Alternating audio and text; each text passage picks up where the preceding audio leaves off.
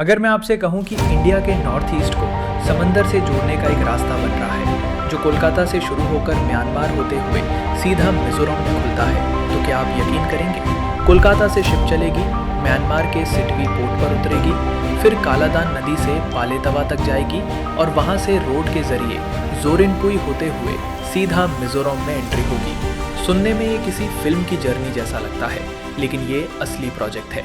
नाम है Kaladan multi modal transit transport project. और सबसे दिलचस्प बात, ये प्रोजेक्ट 2003 में सोचा गया, 2008 में एग्रीमेंट साइन हुआ और आज 2026 में भी पूरी तरह ऑपरेशनल नहीं है। आज की वीडियो में हम समझेंगे ये प्रोजेक्ट है क्या, काम कैसे करता है, इसमें इतनी देरी क्यों हुई और नॉर्थ ईस्ट इंडिया की जियोपॉलिटिक्स में ये इतना बड़ा गेम चेंजर क्यों माना जाता है। Kaladan multi modal transit transport project, जिसे शॉर्ट में KMTTP कहा जाता है, इंडिया और म्यांमार के बीच एक स्ट्रैटेजिक कनेक्टिविटी प्रोजेक्ट है। इसे मल्टी मोडल इसलिए कहा जाता है क्योंकि ये सिर्फ एक रोड या एक ब्रिज नहीं है, इसमें सी रूट, रिवर रूट और रोड रूट तीनों एक साथ जुड़े हैं। इसे पूरी तरह इंडिया फंड कर रहा है और इंडिया की तरफ से inland waterways authority of India यानी IWAI इसका प्रोजेक्ट डेवलपमेंट कंसल्टेंट है। अब इस पूरे रूट को स्टेप बाय स्टेप समझते हैं। स्टेप 1, सी रूट। कोलकाता पोर्ट से बे ऑफ बंगाल के रास्ते म्यांमार के सिटवी पोर्ट तक। ये दूरी लगभग 539 किलोमीटर है और ये सी रूट दशकों से चल रहा है, बस अब इसे अपग्रेड किया गया है। Step 2, river root. सिटवी से कालादान नदी के जरिए पालेतवा तक। ये स्ट्रेच है 158 किलोमीटर का। यहाँ कार्गो छोटे बार्जेस और वेसल्स के जरिए आगे बढ़ता है। Step 3, road root. पालेतवा से जोरिनपुई बॉर्डर तक लगभग 109 किलोमीटर और फिर जोरिनपुई से मिजोरम के अंदर आइजोल और बाकी नॉर्थ ईस्ट तक। सोचिए इसे ऐसे, जैसे लंबी जर्नी में पहले शिप, फिर बोट, फिर ट्रक बदलते हुए डेस्टिनेशन तक पहुंचना। यही कालादान प्रोजेक्ट की असली स्ट्रक्चर है। नॉर्थ ईस्ट इंडिया मेनलैंड से सिर्फ एक नैरो लैंड कॉरिडोर के जरिए जुड़ा है, सिलीगुड़ी कॉरिडोर, जिसे चिकन नेक भी कहा जाता है। ये कॉरिडोर सिर्फ 21 किलोमीटर चौड़ा है और नॉर्थ ईस्ट के सारे 8 राज्यों को बाकी इंडिया से जोड़ने वाला यही एक लौता ज़मीनी रास्ता है। अब सोचिए, अगर किसी घर का सिर्फ एक ही मेन गेट हो तो वो कितना क्रिटिकल हो जाता है। कालादान प्रोजेक्ट सिलीगुड़ी कॉरिडोर को रिप्लेस नहीं करता, बल्कि एक ऑल्टरनेटिव रास्ता देता है, एक बैकअप डोर जो नॉर्थ ईस्ट को सीधा समंदर से कनेक्ट कर देता है। और इसका असर सिर्फ सिक्योरिटी तक सीमित नहीं है। अभी कोलकाता से मिजोरम तक सामान पहुंचाने में लगभग 1850 किलोमीटर का सफ़र और 7 से 8 दिन का समय लगता है।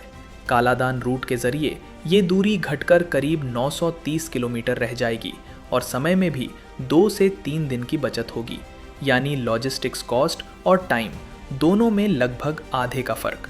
2014 में इंडिया ने एक्ट ईस्ट पॉलिसी लॉन्च की थी, जिसका मकसद है नॉर्थ ईस्ट इंडिया को साउथ ईस्ट एशिया के साथ ट्रेड और कनेक्टिविटी का गेटवे बनाना। म्यांमार इसमें सबसे अहम कड़ी है, क्योंकि म्यांमार ही वो लैंड ब्रिज है जो इंडिया को थाईलैंड, मलेशिया, सिंगापुर जैसे साउथ ईस्ट एशियाई मार्केट से जोड़ सकता है। अगर म्यांमार के रास्ते कनेक्टिविटी मजबूत होती है तो नॉर्थ ईस्ट इंडिया सिर्फ एक बॉर्डर एरिया नहीं रहेगा, वो एक इकोनॉमिक गेटवे बन जाएगा। यही कालादान प्रोजेक्ट की सबसे बड़ी स्ट्रैटेजिक वैल्यू है। अब बात करते हैं इकोनॉमी की। अगर ये प्रोजेक्ट पूरी तरह ऑपरेशनल हो जाता है तो मिजोरम और आसपास के नॉर्थ ईस्ट राज्यों के लिए कई सेक्टर्स में मौके खुल सकते हैं। एग्रीकल्चर प्रोडक्ट्स, बांस, हैंडलूम, हॉर्टिकल्चर, चाय, मसाले, प्रोसेस्ड फूड और कंस्ट्रक्शन मटेरियल जैसी चीज़ों की मूवमेंट आसान हो जाएगी। साउथ मिजोरम के इलाके ट्रेड हब के तौर पर डेवलप हो सकते हैं और लोकल यूथ के लिए transport, warehousing, port services, custom support और छोटे बिजनेसेस में नए मौके बन सकते हैं।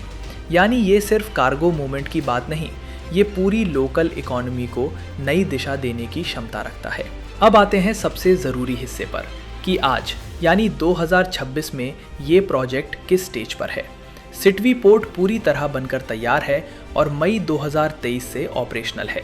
कोलकाता से पहला कार्गो शिपमेंट मई 2023 में ही सिटवी पोर्ट पहुंच चुका था और तब से अब तक यहाँ 150 से ज़्यादा वेसल्स हैंडल हो चुके हैं। पोर्ट की कैपेसिटी भी बढ़ाई गई है।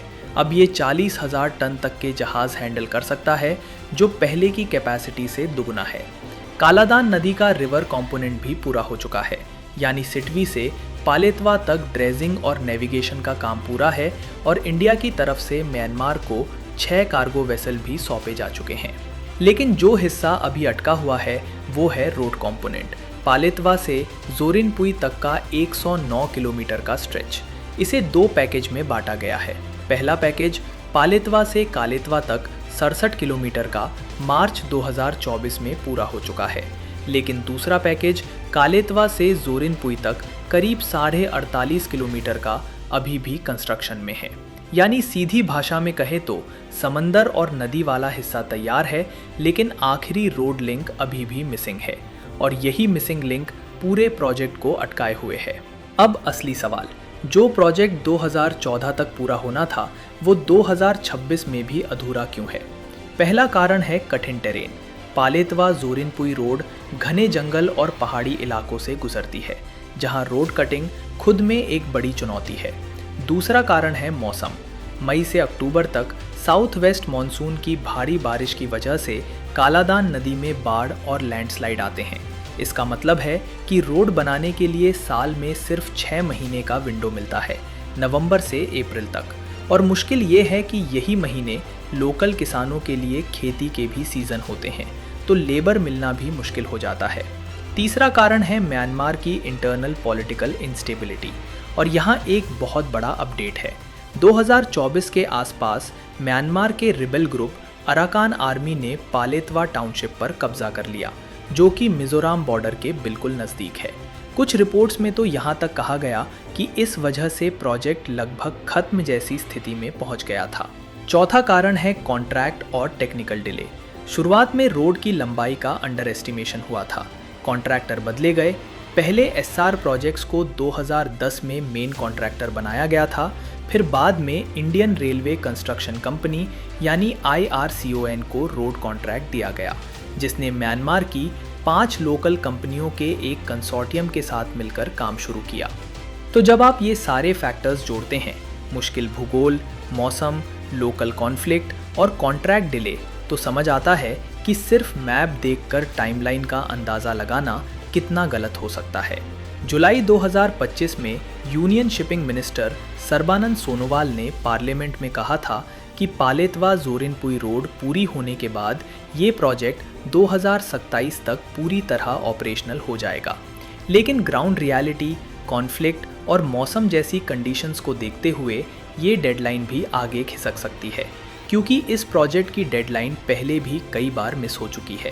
पहले 2014, फिर 2023 और अब 2027। म्यांमार यहाँ सिर्फ एक पड़ोसी देश नहीं, बल्कि साउथ ईस्ट एशिया का गेटवे है। इंडिया म्यांमार बॉर्डर सीधा नॉर्थ ईस्ट के राज्यों से जुड़ा है, इसलिए म्यांमार में स्टेबिलिटी इंडिया के लिए बहुत मायने रखती है। लेकिन म्यांमार की इंटरनल कॉन्फ्लिक्ट सिचुएशन, जैसे अराकान आर्मी और मिलिट्री जुंटा के बीच लड़ाई, प्रोजेक्ट को एग्जीक्यूट करना मुश्किल बना देती है। इसलिए इंडिया को यहाँ डिप्लोमेसी, इंफ्रास्ट्रक्चर एग्जीक्यूशन और लोकल कोऑपरेशन के बीच बैलेंस बनाकर चलना पड़ता है। और यही असली जियोपॉलिटिक्स है। सिर्फ बॉर्डर पर सैनिकों की बात नहीं, बल्कि रोड, पोर्ट और सप्लाई चेन की बात। सिटवी पोर्ट बे ऑफ बंगाल पर है और ये कालादान प्रोजेक्ट का मैरीटाइम एंट्री पॉइंट है। पोर्ट सिर्फ जहाज उतरने की जगह नहीं होता, ये लॉजिस्टिक्स, कस्टम्स, स्टोरेज और रीजनल ट्रेड का पूरा इंजन होता है। रिवर ट्रांसपोर्ट यानी कालादान नदी वाला हिस्सा कई बार रोड ट्रांसपोर्ट से सस्ता और एनवायरनमेंट फ्रेंडली होता है, खासकर बल्क कार्गो के लिए। लेकिन इसमें भी चुनौतियां हैं। पानी की गहराई, ड्रेजिंग, सीजनक फ्लो और नेविगेशन सेफ्टी जैसी टेक्निकल दिक्कतें। नॉर्थ ईस्ट कनेक्टिविटी के लिए सिर्फ कालादान रूट ही नहीं है, सिलीगुड़ी कॉरिडोर पारंपरिक लाइफलाइन है। बांग्लादेश के रास्ते भी ट्रेड और लॉजिस्टिक्स के लिए बड़े मौके हैं, जैसे टेकनाफ से सबरूम, त्रिपुरा तक का इंटीग्रेटेड कस्टम्स रूट। तो इंडिया की स्मार्ट स्ट्रेटेजी किसी एक रूट पर डिपेंड रहने की नहीं, बल्कि मल्टीपल रूट्स बनाकर नॉर्थ ईस्ट को मजबूत करने की है। कालादान इसी बड़ी तस्वीर का एक हिस्सा है, पूरा सॉल्यूशन नहीं। क्या रोड बनते ही सब कुछ अपने आप बदल जाएगा?